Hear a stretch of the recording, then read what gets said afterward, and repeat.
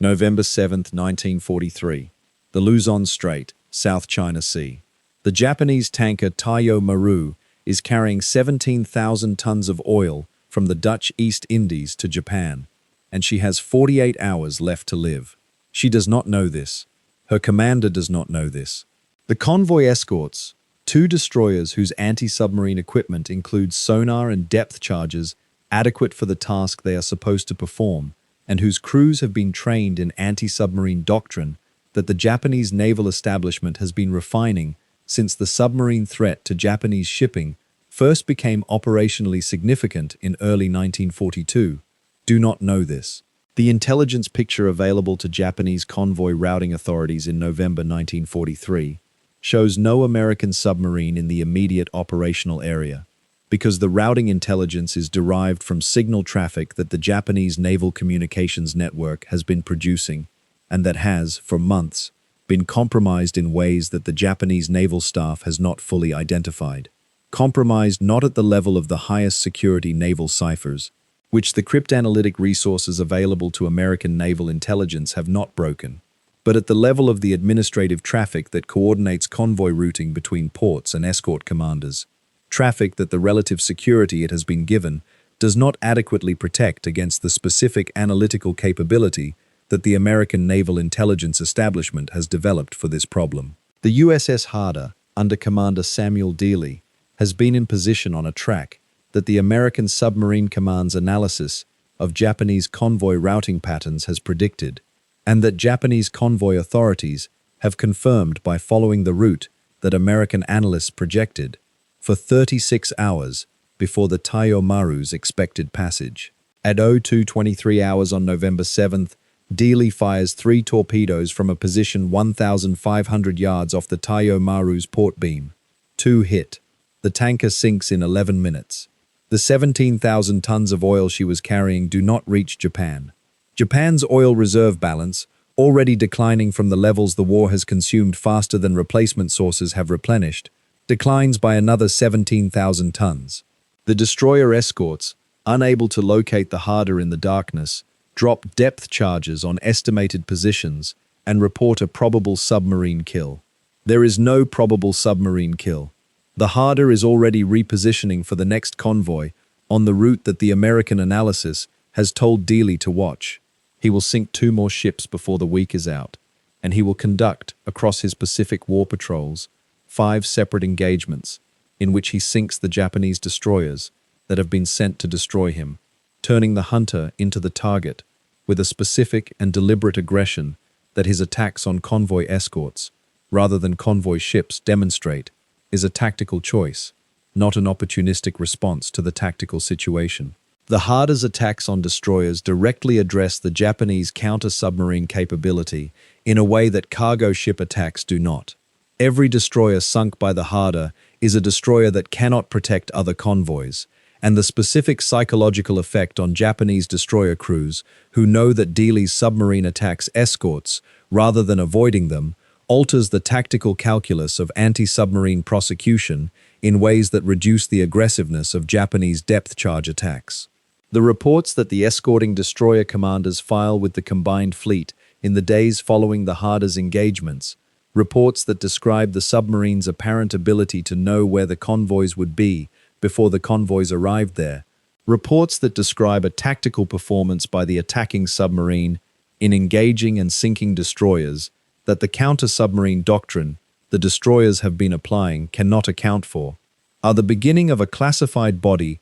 of Japanese naval analysis whose full scope and whose most candid conclusions will not be publicly available until the systematic declassification of captured Japanese naval records and the Eusebius interrogation documents in the years following their Japanese Archives administrative review in the mid-1990s provides historians and the public the first complete picture of what the Japanese Naval Command knew about the American submarine campaign, when they knew it, and what private conclusions they drew about its implications.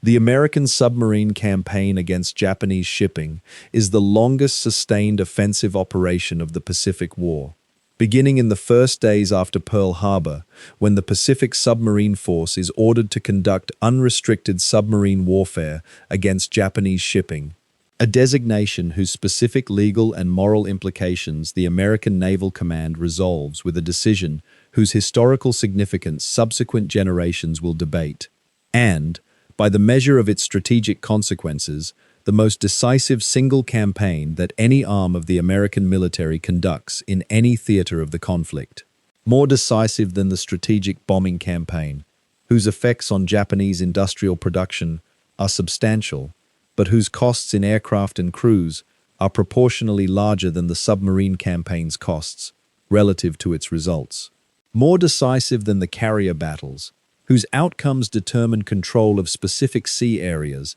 and airspace, but whose aggregate effect on Japan's strategic position is less directly tied to the fundamental supply question that the submarine campaign addresses. More decisive, in the specific sense of strategic necessity rather than tactical drama, than any single amphibious operation in the Central Pacific, whose individual conquests are enabled by the logistics that the submarine campaign is simultaneously denying to the Japanese defender. The campaign is also the least publicly celebrated arm of the American Pacific War effort, partly because the specific nature of submarine warfare, the extended patrol, the night attack, the machinery of depth charges and damage control, and the specific claustrophobic courage of crews who spend weeks submerged under the Pacific, does not produce the visual documentation that other campaigns generate, and partly because the American government's wartime communication priorities focus on the engagements whose visibility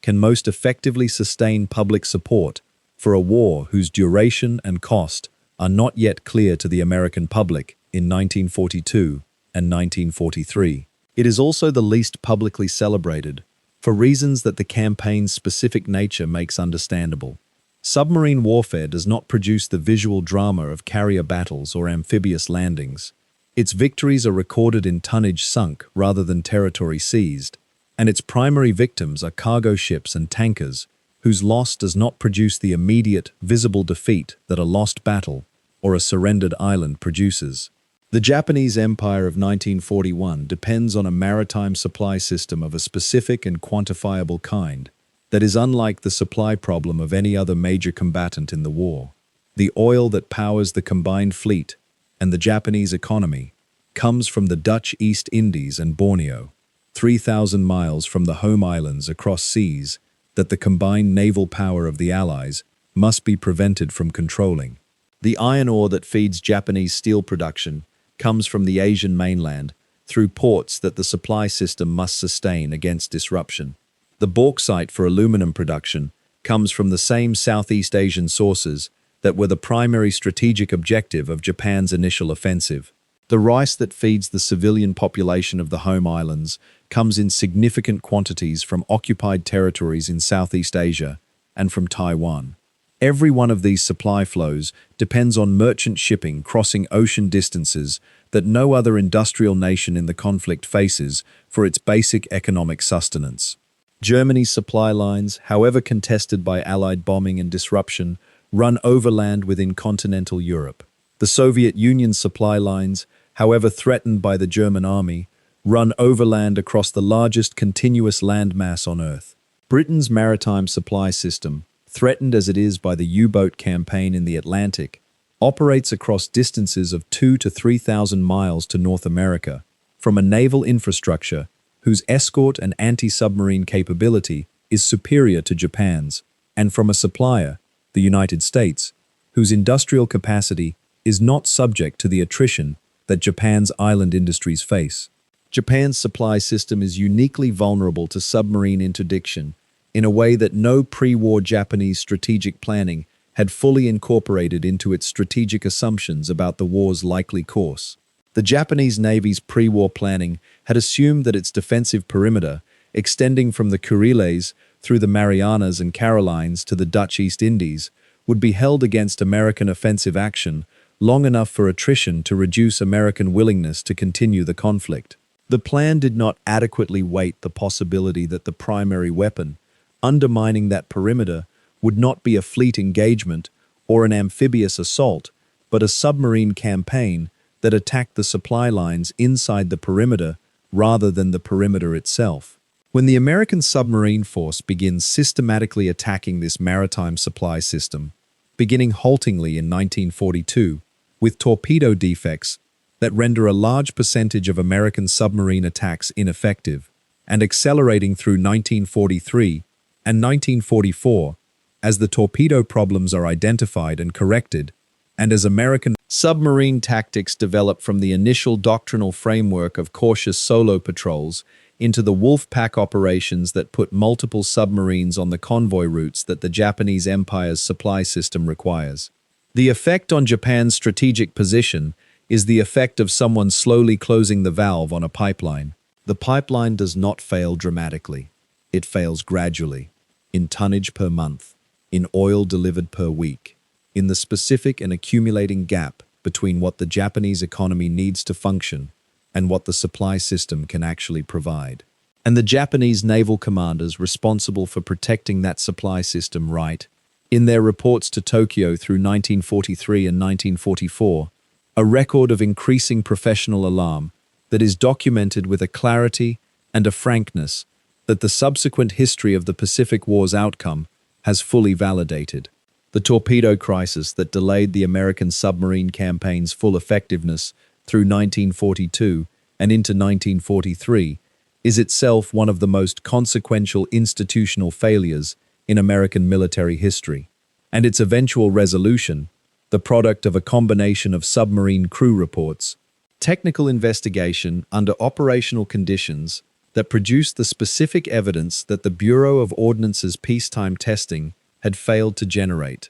and the direct command pressure that Vice Admiral Charles Lockwood, commanding American Pacific submarine forces from Pearl Harbor, applied to the institutional resistance that had kept effective torpedoes in operational service for 18 months after submariners had begun reporting their failures, is a story whose implications for the Japanese side are documented in the specific shift in Japanese convoy loss rates that American naval intelligence monitors through 1943. The Mark 14 torpedo, standard American submarine armament at the war's beginning, suffered from two distinct defects: a depth-keeping mechanism that caused it to run significantly deeper than set, causing it to pass beneath its targets rather than striking them, and an exploder mechanism that caused it to detonate prematurely, or not at all, depending on the angle of impact, depriving the submarine force of the kills that its tactical skill was producing in positioning. The Navy's own Torpedo Development Office had certified the Mark 14 as operational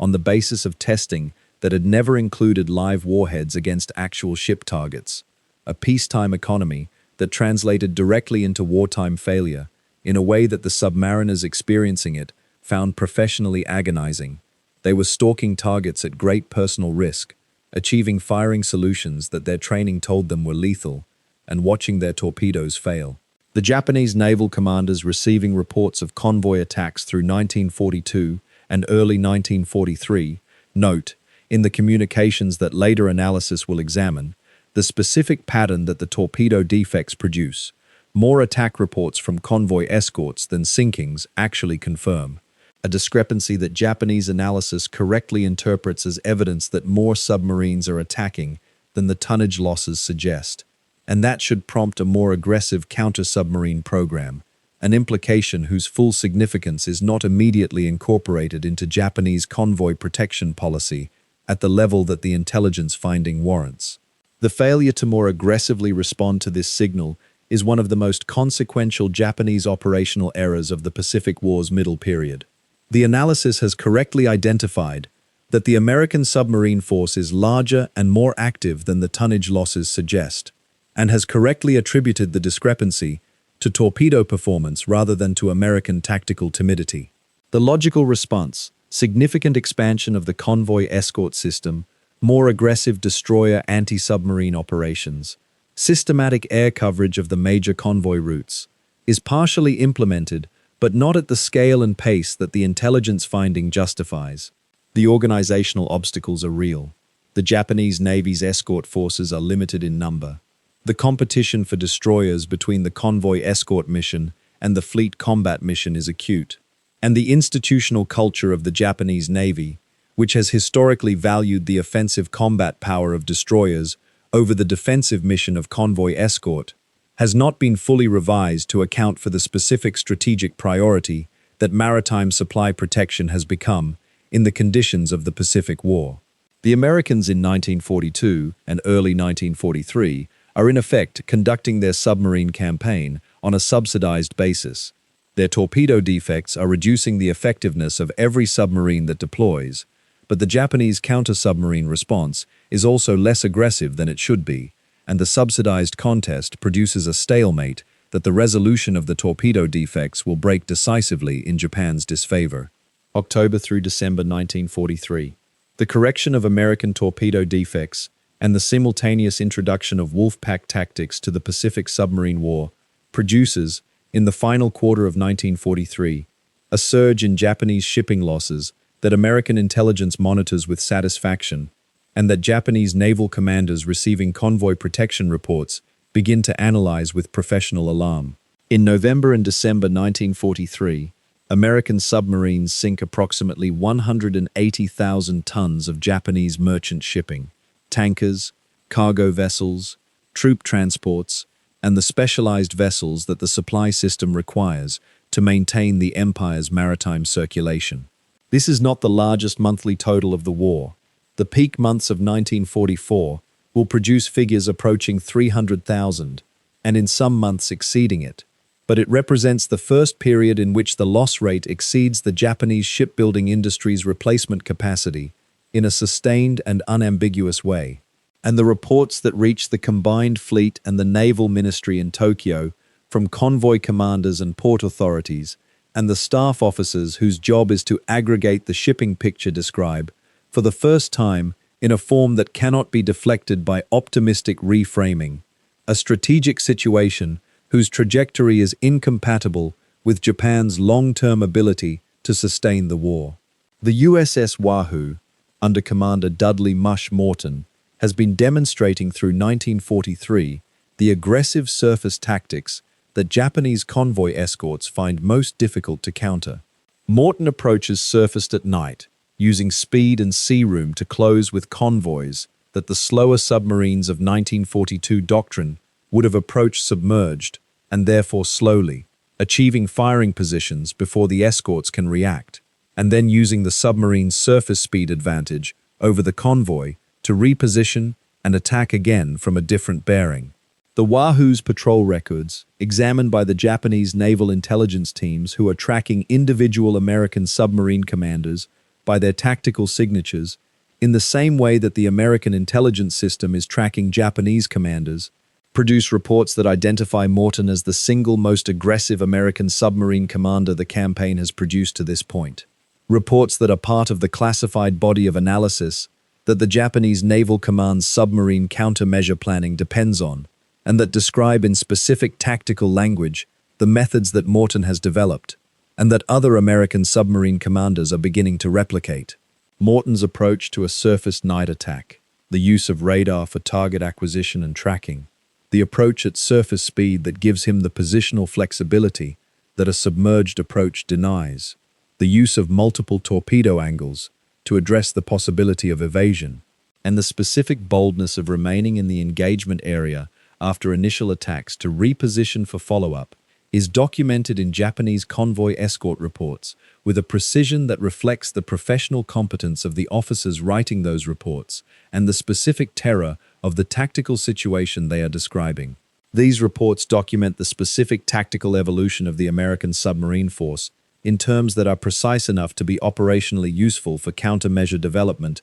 if the countermeasures themselves could be developed at the pace the threat requires. They cannot. The Japanese destroyer escort force available for convoy protection in 1943 is insufficient for the number of convoys the supply system requires to protect, a shortfall that reflects the same institutional priority problem that the Japanese Navy has applied to its destroyer assets throughout the war. The destroyers that should be protecting cargo ships are being retained for fleet operations, torpedo attacks, troop transport missions, and the various competing demands that a navy fighting a two-ocean war with insufficient numbers of every vessel type generates. Japan begins the Pacific War with approximately 100 destroyers. The attrition of fleet operations has reduced this number substantially by 1943, and the replacement construction program, while active, cannot keep pace with the combined demands of fleet attrition and the escort mission that the American submarine campaign has made urgent.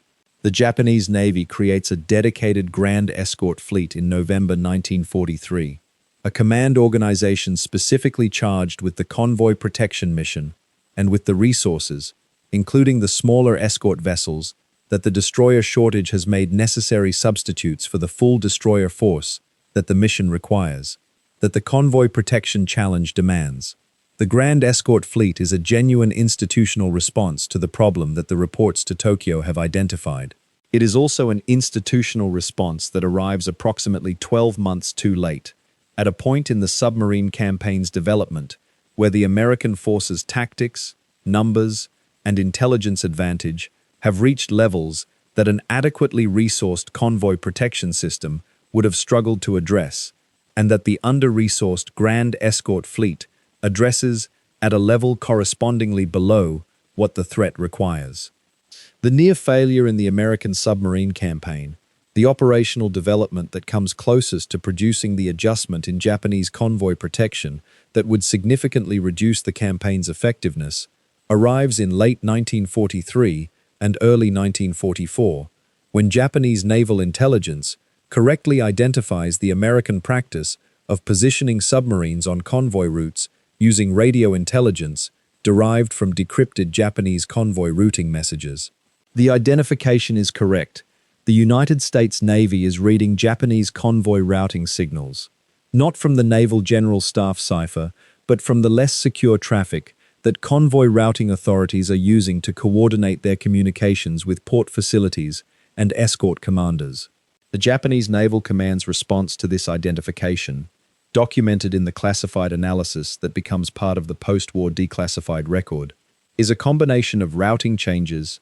cipher modifications, and the introduction of land-based air patrols on routes that the signal intelligence has identified as most heavily used by American submarines. The routing changes are effective at temporarily displacing submarine concentrations from routes that have been compromised. The cipher modifications reduce the American intelligence service's ability to read convoy routing traffic for the period until the revised systems are themselves analyzed and partially penetrated. The land-based air patrols increase the risk to American submarines operating on the surface at the precise times and locations that the air patrols are assigned to cover. For approximately 3 months in early 1944, the combination of these countermeasures produces a period in which Japanese shipping losses per month decline from the levels of the November-December 1943 surge, a period long enough to generate, in the classified reports that Japanese Naval Command is producing and reviewing,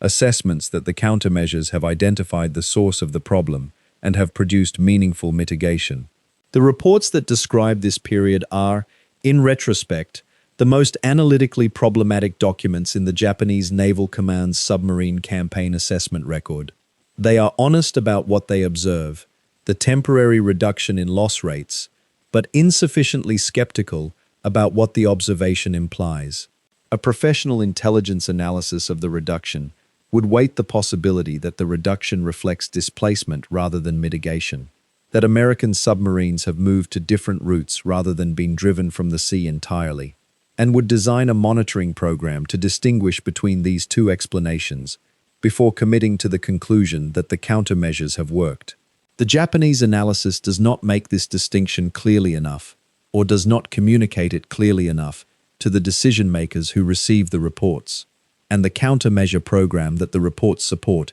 is expanded and resourced on the basis of an interpretation that the subsequent months' loss rates will demonstrate to be incorrect. The decline in shipping losses reflects the displacement of submarines from compromised routes rather than the reduction of the total submarine threat, and the American analysis of the Japanese routing change patterns, itself a form of intelligence whose derivation the Japanese countermeasure program has not accounted for, allows American Submarine Command to redeploy its available submarines to the new routes, with a lag of weeks rather than months. By the spring of 1944, Japanese shipping losses are again exceeding the November-December 1943 levels, and the classified reports from Japanese convoy commanders to Tokyo are describing a countermeasure program that has demonstrated the ability to temporarily displace the threat, but not to eliminate or even substantially reduce it on any sustainable timeline.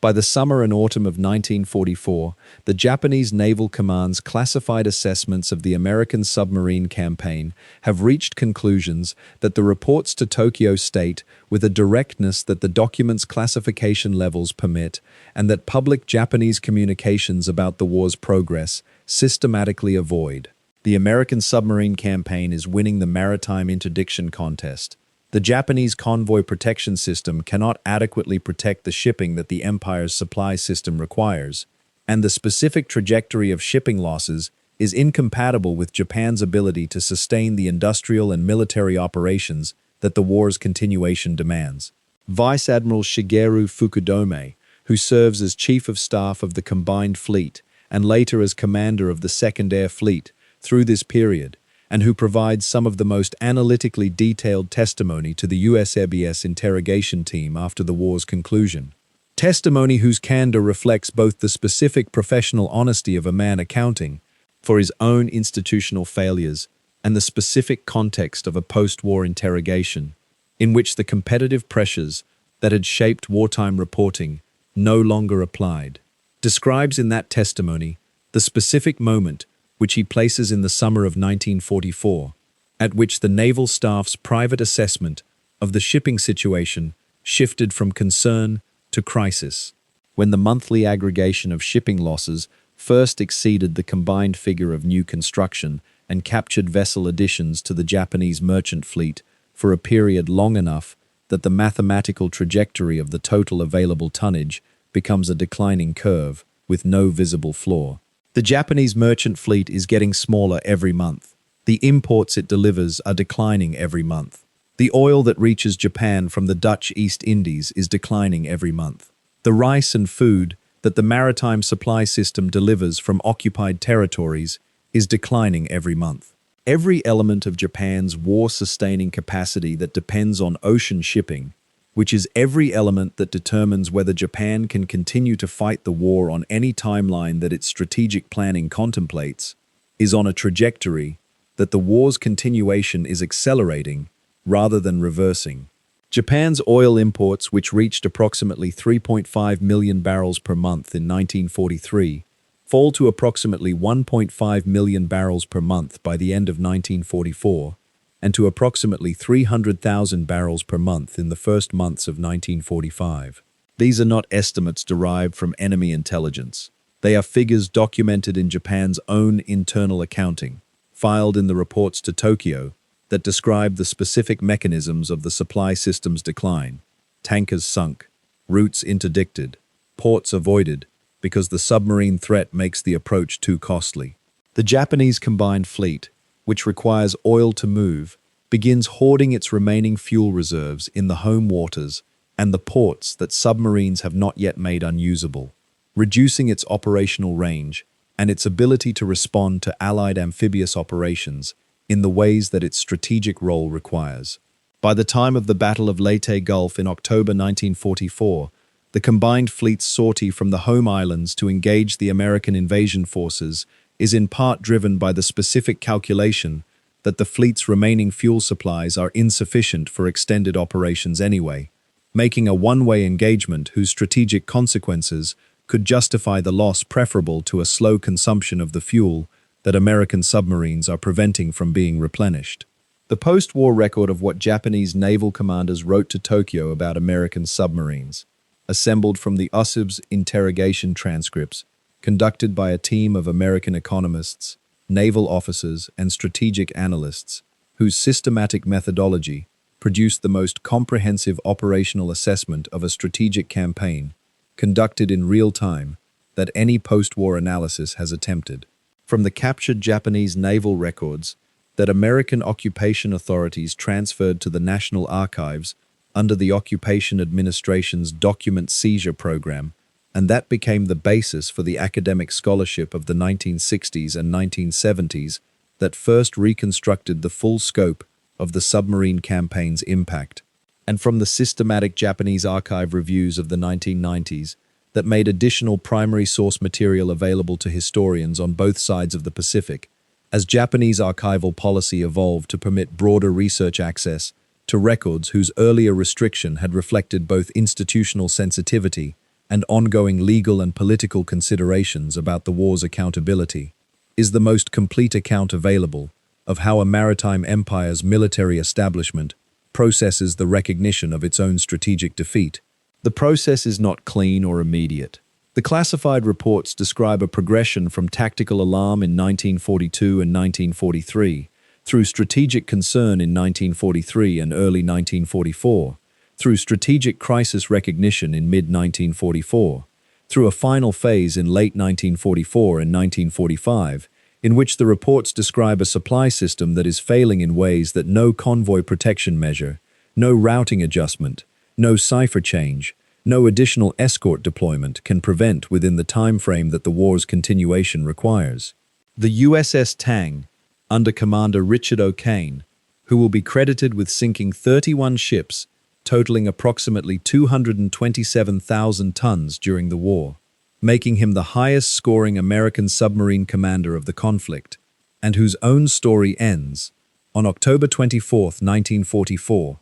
with the Tang being sunk by one of its own torpedoes that has circled back on a gyroscope failure, leaving O'Kane himself as one of 9 survivors rescued by a Japanese destroyer and taken prisoner to spend the remainder of the war as a POW, produces engagements whose pattern, documented in Japanese convoy escort, reports that later become part of the available record, describes a tactical opponent whose skill in night surface attack, whose management of torpedo solution geometry, and whose aggression in re-engaging after initial attacks appears, to the Japanese officers writing about it, to operate at a level that their counter-submarine training and equipment has no adequate answer for. The Tang's final patrol, in which she sinks 7 ships in 2 nights of engagements in the Formosa Strait before the malfunctioning torpedo ends the patrol and the Tang's operational career simultaneously, produces Japanese convoy escort reports that describe the engagements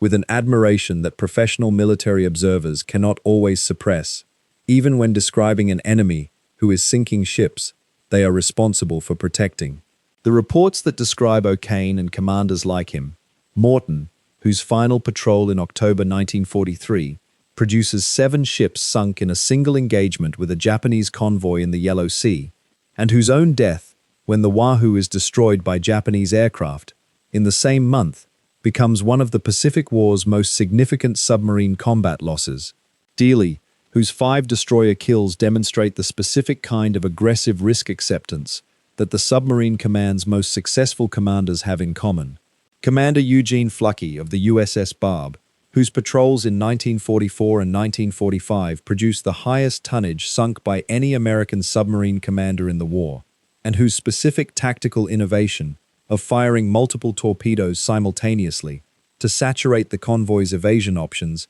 demonstrate the ongoing tactical development that the American submarine force has continued to produce under Lockwood's command. And Commander Lawson Ramage of the USS Parch, whose surface engagement in July 1944, remaining on the surface for 46 minutes to pick up survivors while fighting off multiple Japanese escorts simultaneously, an action for which he receives the Medal of Honor, represents the specific courage under fire that the Japanese reports describe, with the professional recognition that one combat service extends to another's exceptional performance, are describing something more than individual excellence. They are describing the product of an institutional system, the American Submarine Service's selection of its most aggressive commanders for the most productive patrol areas, its development of Wolfpack tactics that multiply the effectiveness of that aggression, its resolution of the torpedo defect crisis that had been suppressing the return on tactical skill, and its exploitation of communications intelligence that gave it the routing information that made that skill optimally productive. The Japanese naval commanders writing their reports to Tokyo understood, by the war's final year, that what they were facing was not a collection of exceptionally capable submarines and submarine commanders. They were facing a system, the full weight of an American military, industrial, and intelligence establishment, applied to the specific task of severing the maritime supply lines that the Japanese Empire depended on for its existence, and the system was more capable than any counter-system they could build or operate within their remaining resources and time. The war at sea was being lost not in any single sinking or any single patrol, but in the cumulative record of tonnage and oil and food and raw material that crossed the records of what Japan needed and was receiving, and found, month after month, an ever-widening gap between the two numbers that no classified report to Tokyo could close and no operational adjustment could reverse. The ships were not coming back, the oil was not reaching Japan, and the men who wrote the reports that said so, in the classified traffic that Tokyo filed and that history eventually made available, were writing the most important verdict of the Pacific War, not on any specific engagement or specific commander, but on the fundamental strategic arithmetic of a contest between an island empire that needed the sea and a submarine force that had learned, through failure and correction and institutional investment, to deny it.